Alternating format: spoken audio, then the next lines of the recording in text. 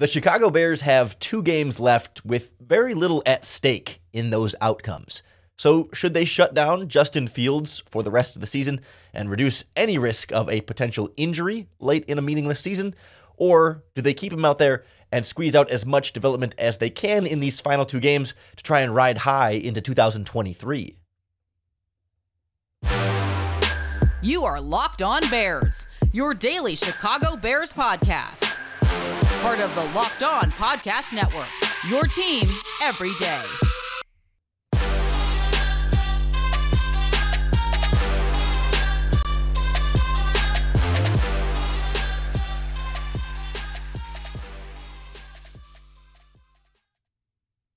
This is Locked On Bears, and I'm your host, Lorin Cox.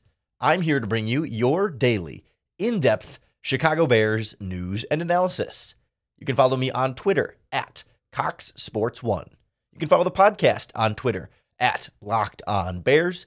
You can like Locked On Bears on Facebook, join the Locked On Bears Facebook group for even more Bears talk, and make sure you hit that subscribe button on the Locked On Bears YouTube channel to keep up with all of our video podcasts as well.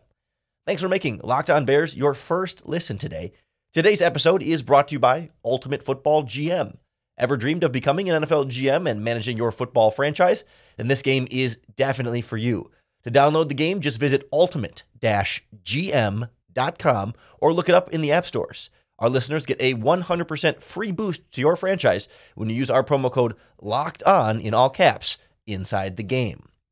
On the show today, we explore the pros and the cons to sitting Justin Fields versus leaving him in for the final 2 weeks of this season.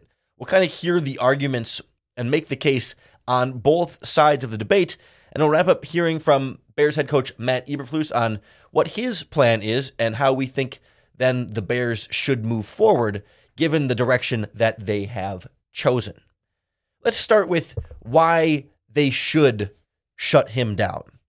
Why, even though he's not noticeably, catastrophically injured, even though he's healthy enough to play, even though he's playing fairly well at this stage as well, that it's still in the best interest of the franchise to just sit him for these final 2 weeks, start Nathan Peterman or Tim Boyle, if you really want to, and package him up in bubble wrap to make sure he is untouched for the rest of this season so he can be as healthy as physically possible for 2023 and beyond. Because given the Bears' season as a 3-win franchise, there's nothing worse that could possibly happen to this team over the next 2 weeks than some sort of major injury for Justin Fields. Anything that's going to impact his 2023 season or really disrupt any of his off-season workouts and practices any more than the lingering things he's already working through with the shoulder strain and now a foot injury that was stepped on at the end there against the Buffalo Bills. There's literally nothing worse that I can think of that could happen to this Bears team than Fields getting hurt in these final 2 weeks. And especially given that we've already seen him injured at multiple times through this season. Fortunately, very minor, but still, you're worried there, right? That there's a re-injury risk or that he's just being exposed to too much injury risk, too many hits, too many opportunities for guys to even accidentally injure him on the field. We've already seen Justin show plenty of growth and plenty of development this season. We've seen him be a very different quarterback last week than he was in week 1. I guess week 1 was in a monsoon and last week was in a blizzard, but you get my point, right? We've seen the guy from the first few weeks of the season is very different from the guy we've seen the last few weeks of the season. And so what is 2 more games at the end of this regular season really going to do for Fields' development? Right? There was still value to playing him after the Bears were initially eliminated from the playoffs, right? There is a certain level of playing time that is important for Justin Fields. But now that we're in week 16, and with the injuries calculated in there, Fields has played in 14 games this season. What is getting him to 16 going to do for him that he wasn't able to get out of those first 14? And furthermore, how much growth and development is he going to be able to do with this particular supporting cast around him? We knew entering the season it was not a good supporting cast. But now you've got Mooney on injured reserve. You've got Claypool missing games. So he's throwing to Velus Jones, Byron Pringle, Dante Pettis, and N'Keal Harry. You've got neither of your guards playing right now. Perhaps they could be back over these final games. But regardless, it's a banged-up, struggling offensive line in that regard, and a defense that is near the bottom of the league in pretty much every statistical category over the last handful of weeks, that now has 2 starting quarterbacks on injured reserve and so much more. Like, he's only going to be put in pretty difficult, terrible situations for a quarterback. You certainly wouldn't want him developing bad habits as a result of the offensive line being so bad and these receivers being incapable of consistently getting open. That's maybe a little bit too far of an argument there for me, but it's something to keep in mind there, that when he has to overcome the talent deficiencies, will he push and try and do things that maybe he shouldn't, and that in an ideal situation he wouldn't be doing, and you don't want those things to start to form bad habits for him moving forward. And then on top of all that, if you sit down Justin Fields, you're absolutely not going to win either of these final 2 football games. You might not win them with him in there. I mean, we'll see. But if you're starting Nathan Peterman or Tim Boyle, there's just close to 0 chance of beating the Lions or the Vikings. Not that the Lions or the Vikings are just that good, but these other Bears quarterbacks right now are just that bad, also then thrown in with this bad of a Bears supporting cast. And so sitting Justin Fields gives you not only a cleaner path to the number 1 overall pick, but certainly locks you into the number 2 pick by making sure that you're not going to win any more games. And maybe if the Texans can win one here over these last couple of weeks, that the Bears could jump them into that number 1 spot, and all of a sudden they have complete control over the NFL draft. I know there's logic to wanting to keep him in there. It's not to say that this is in any way a cut or dry decision there that's super, super black and white, but you can hear some pretty convincing arguments there as to why it might as well just sort of shut him down and wave the white flag, because it kind of felt like when you traded Roquan Smith and Robert Quinn, you already waved the white flag this season. But not so fast. These are 2 weeks, and they are 2 particularly important weeks for, late season out of the playoffs type mix, and it is particularly important for Justin Fields to be on the field. So we'll look at the other side of the spectrum here and make the argument for why the Bears shouldn't shut Justin Fields down and why they should keep him on the field in the game, starting at quarterback over these last 2 games of the season to ride out the season at the helm for the Chicago Bears. That's next on Locked On Bears. The Locked On Bears podcast is brought to you by our friends at Ultimate Pro Football GM. They're really a really fun new partner of ours here on the Locked On Podcast Network. It's an app that you play on your phone, and it puts you in complete control over your NFL franchise. I find it to be a level of control and complexity and depth that I've not seen in any other game, certainly a console game, and certainly any other mobile app as well. It's every strategic aspect of your team, hiring the coaches, trading players, draft picks, setting ticket prices and working through sponsors. You can really do as much as you want, or you can simulate and do as little as you want. It just gives you all that control in a challenging and realistic game world. Ultimate Football GM is completely free, and it's playable offline. Play on the go as you want, when you want to. Locked On Bears listeners will get a 100% free boost to your franchise when you use our promo code Locked On inside of the game's store. That's all caps, Locked On. So make sure to check it out today. To download the game, visit ultimate-gm.com or look it up in your app store. That's ultimate-gm.com. Ultimate Football GM. Start your dynasty today. There's some good reason as to why you might want to see Justin Fields play out the rest of this 2022 season as the starting quarterback, despite the risk of a potential injury in any football game. And that, to me, is where I want to start. Because, yes, if Justin Fields were to get hurt in these final 2 games, it would be devastating, catastrophic, and really, a worst-case scenario. But that would have been true 6 weeks ago. That would have been true in week 1. It would have been true in any week of this season if Justin Fields suffered a major injury it would have been a really big deal. And I don't know that sure, you could say, well, early season would have given him an extra couple months to recover for next year. Like, yeah, I guess there is some appreciable difference as to when it happened, but it's not as though there were ever really stakes for this Bears season. We knew coming in that the playoffs were likely out of reach, and we knew pretty quickly that they were for sure out of reach. So it wasn't like, oh, well, you needed to play Justin Fields at the beginning, even though there's injury risk, because there was still a chance at playoffs. Like, the wins and losses this season have never really had much stake in them, even from the very beginning. They certainly have less now, ever since the Bears have been eliminated from the playoffs. But still, the games have not mattered much differently, whether it's week 17 or week 2. Similarly, you don't have any higher risk of injury in week 17 than you did in week 2. You can start to nitpick about, okay, well, what's the field turf like in the Lions Dome? And, against Minnesota, will it be another cold game at Soldier Field? Is there more injury risk, X, Y, or Z in any individual example? But that's not really the point, right? The point is that every time Justin Fields steps on a field and is playing quarterback as the Bears starter, there's a risk that he's going to get hurt. And it's not appreciably larger in any specific weeks than any other. Again, there's exceptions and there's circumstances, but I don't see this as like a really strong case of like, well, if they weren't playing at Detroit and at home versus the Vikings, maybe you'd play them. But because of these two teams and these two situations, like that all of a sudden makes a big difference. It really isn't any different these 2 weeks than any other. And I just don't know that that's a fear that we have to give extra weight to just because we're this close to the end of the season, because it's really the same risk week in and week out. Now, for Fields specifically, this is a player that we've said all along has needed to be on the field to develop.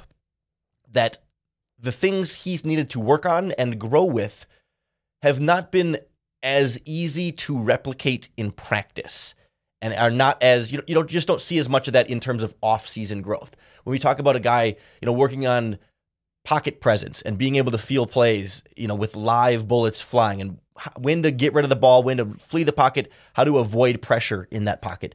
And that in practice, they just can't actually hit you. There's not real energy. There's not real stakes. There's no crowd. There's no lights. There's no, stadium environment. There's no game day warm-up. It's things like that. And it's, of course, live timing with receivers against real coverages and not just in practice. I mean, all the things we've talked about that we've wanted to see Fields get better at, and that he largely has gotten better at, is largely because of the live reps he has had working at those things. That's not to say he won't benefit and develop from the practices and the offseason ahead of him, but it did feel like the more important things that we needed to see this season were based on live reps. And the more experience he can put under his belt, even just 2 more games, does make a difference, because it's about having been through each and every possibility that, okay, when we call this play against this coverage with this receiver running that route, I know I need to throw the ball this far in front of him, right? The more times you can have that feeling under your belt of going through that process, making it more routine, less new, less different, more second nature for him, the better. And maybe there's at some point a level of diminishing returns, but I don't think we're at that point of Justin Fields' career. A season or 2 from now, the in-season development thing maybe becomes a little bit more of a moot point. But he's still very, very early in this Bears career, and I think there's still some very real development we can see. I mean, we just saw it last week against the Bills, right? That play to Velus Jones was perfect pocket presence, perfect, flowing with the offensive line, stepping in, stepping up, finding the lane, with keeping his eyes downfield and dropping in an absolutely perfect ball into Velus Jones' breadbasket. I mean, that was growth, progress, development, and another one of those that Fields can put under his belt, have that in his experience, and know that he can come back to and feel some more confidence having done that in that game that was otherwise meaningless. They were down big on the scoreboard, right? There wasn't a season-level impact of that play, but there is a personal player development impact from that play. Plus, these last 2 games are against the Lions and the Vikings, 2 divisional opponents that, A, it's always good to have more experience against your divisional opponents, but B, it's 2 teams that Justin Fields has already played earlier this season. And that's such a great measuring stick and growth opportunity. A team he's going to be more familiar with because he's already prepared for them once. And he can look at specifically what he did right and wrong in those first Lions and Vikings game and then try and correct his own mistakes and accentuate his own successes from those games. And I think it's even more translatable having them be divisional opponents as opposed to two random teams like the Eagles and Bills that would still be valuable to play in, but I think there's an extra value for development against a familiar opponent for a lot of different reasons. And most selfishly, I want Justin Fields to play so we have a reason to watch, because it is fun to watch Justin Fields. And if the Bears were going out there with Nathan Peterman and Tim Boyle, it would be very, very hard to tune in and watch every snap. It would be miserable trying to watch a whole game or two whole games with those two guys. So selfishly, I think that's why I'm glad that the Bears have decided that they're going to roll with Justin Fields and not shut him down for the rest of this season and kind of give him these last two games to do that development. We will hear from Bears head coach Matt Eberflus on some of his rationale for the decision, and then we'll look at, okay, if this is going to be the case, what do we need to see? What do the Bears need to do to make sure that this is the right decision for them and for Justin Fields? All that coming up next on Locked On Bears. This episode is brought to you by Audible. Audible is releasing a slate of new football podcasts that I think you're really going to like. That's why you'll be able to find an episode from The League, available as a bonus episode on our Locked On NFL podcast channel. It's narrated by Super Bowl champion and legendary smack talker Richard Sherman and sports broadcaster and rising star Taylor Rooks. The League is an 8-part docuseries about the most bizarre, inspirational, and unlikely stories connected to America's favorite sport, pro football. You don't want to miss the untold stories spanning from the 1940s through the present. Each story offers equal parts history, entertainment, and social commentary. Head over to the Locked On NFL channel for a bonus episode of The League, or catch the full series wherever you get your podcasts. Available now. Audible. Get in the game. We know that Justin Fields will be getting in the game for these final 2 weeks of the season. Matt Eberflus asked about this week, sort of just like, hey, he did get stepped on against Buffalo. Like, is he good? And are you sure you want to keep rolling him out there? So let's hear what Coach Eberflus said, and then let's get into some of the explanation for it and what we need to see the Bears do knowing this decision. Yeah, he's good. Like I said after the game, he got stepped on. He's good to go. He's good to go. He's healthy. He's ready to go for this week. And there's been no consideration of just shutting him down because of all the... Absolutely not. Nope. Why? Because we got to get better. We want to improve. We want to get our team. We want to see where we are. These last 2 games matter. They're division opponents to us. Very important to our football team. To see the competition, to see guys, compete against our division. I think it's important for each man, and it's important for each unit, and it's important for our whole football team. Maybe not too surprising, given the way that the Bears have handled things this season. They've denied every opportunity to tank or denied the allegations of tanking. They've insisted that they're trying to win every game, and I think have generally made decisions that try to prioritize winning even a little bit more over player development. In some cases, I think they've gone back and forth on that a little bit, and maybe they've been sometimes a little fast and loose with the injured reserve designation, but not for Justin Fields. They're not going to do so. And so, okay, this is our reality. Justin Fields, whether you like it or not, whether you agreed with the first part of this podcast or the second part of this podcast, Justin Fields is going to start these last 2 games for the Chicago Bears.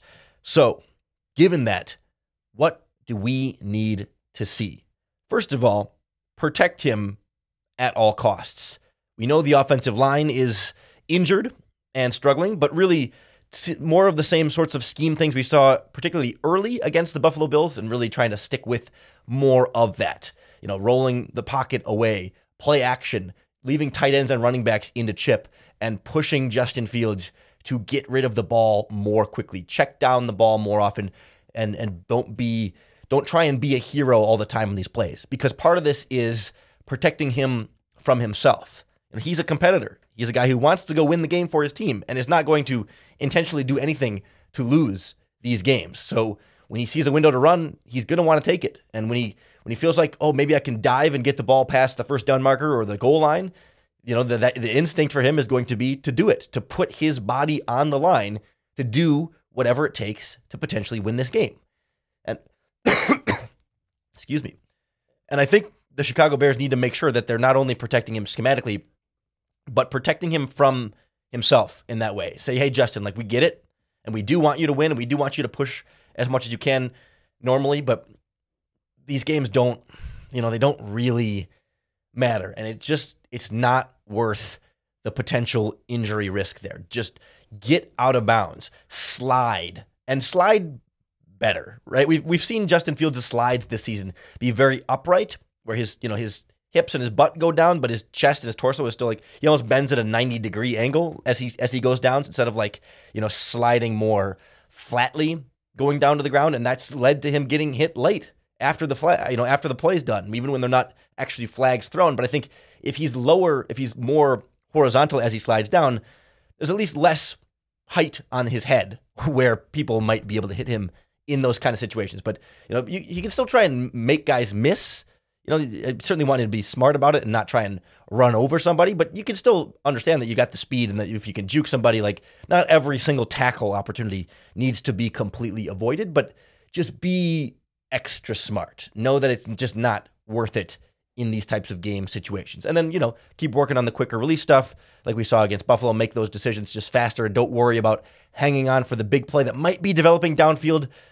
If it's there, take it, but don't be afraid to just check down, save yourself the hit, and live to throw another down. Also means no more playing through any pain.